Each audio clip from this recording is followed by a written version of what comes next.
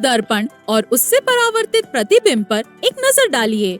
हमने पता लगाया है कि प्रतिबिंब को संशोधित करने और इससे उत्पन्न विभिन्न प्रभावों में दर्पण का उपयोग कैसे किया जाता है, जैसे कि सामान्य दर्पण की दुनिया की तुलना में एक बड़े प्रतिबिंब का निर्माण करना। इसे समझने के लिए पहला चरण गोलीय दर्पण और उनकी पदों पर एक नजर डालते हैं। अब हम गोलीय दर्पण से संबंधित पदों के बारे में चर्चा करेंगे। वक्रता केंद्र, गोले का केंद्र जहां से गोलीय दर्पण को काटकर अलग किया जाता है, गोलीय दर्पण का वक्रता केंद्र कहलाता है। ध्रुव, गोलीय दर्पण की परावर्तक सतह के केंद्र बिंदु को गोलीय दर्पण का ध्रुव कहते हैं। P गोलीय दर्पण का ध्रुव होता है। मुख्य अक्ष, गोलीय दर्पण के ध्रुव P और वक्रता केंद्र C से गुजरने वाली काल्पनिक रेखा या दिशा को गोलीय दर्पण की मुख्य अक्ष कहते हैं। वक्रता त्रिज्या, गोलीय दर्पण के ध्रुव P और वक्रता केंद्र C के बीच की दूरी गोलीय दर्पण की वक्रता त्रिज्या R कहलाती है।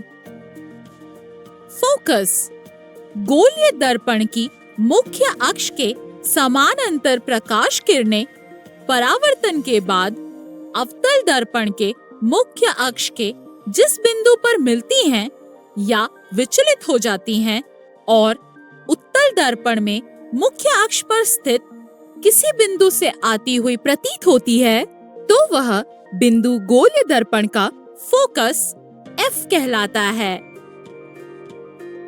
फोकस दूरी, गोलीय दर्पण के ध्रुव और फोकस के बीच की दूरी गोलीय दर्पण की फोकस दूरी कहलाती है।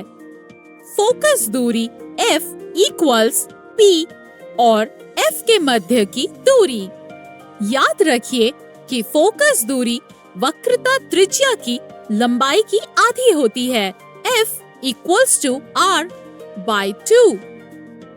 ऐसा माना जा सकता है कि गोलीय दर्पण की सतह कई छोटे समतल दर्पणों से मिलकर बनी होती है। अगर गोलीय दर्पण के किसी बिंदु को दर्पण के वक्रता केंद्र से मिलाया जाए और इस रेखा को आगे बढ़ाया जाए, तो यह रेखा गोलीय दर्पण की सतह के उस बिंदु पर लंबवत होती है।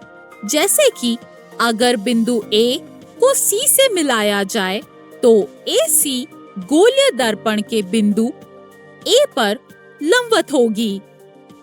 समतल दर्पण के किसी बिंदु पर आपतित प्रकाश किरणें परावर्तन के नियमों के अनुसार परावर्तित होती हैं। परिणाम स्वरूप उस बिंदु पर आपतन कोण परावर्तन कोण के बराबर होगा। अब बिंदु A पर आपतित होने वाली किरण इस तरह परावर्तित होती है कि एंगल I का माप इक्वल्स टू एंगल R का माप हो। वास्तविक और आभासी प्रतिबिंब, यदि दर्पण पर आपतित होने वाली प्रकाश किरणें परावर्तित होकर विचलित होती हैं और पीछे की ओर बढ़ाने पर दर्पण के पीछे किसी बिंदु पर मिलती हुई प्रतीत होती है, तो आभासी प्रतिबिंब बनता है।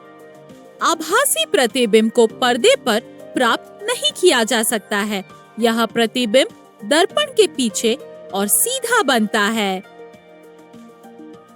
अगर किसी वस्तु से उत्सर्जित प्रकाश किरणें परावर्तन के बाद किसी बिंदु पर मिलती हैं, तब वास्तविक प्रतिबिंब प्राप्त होता है। वास्तविक प्रतिबिंब को पर्दे पर प्राप्त किया जा सकता है।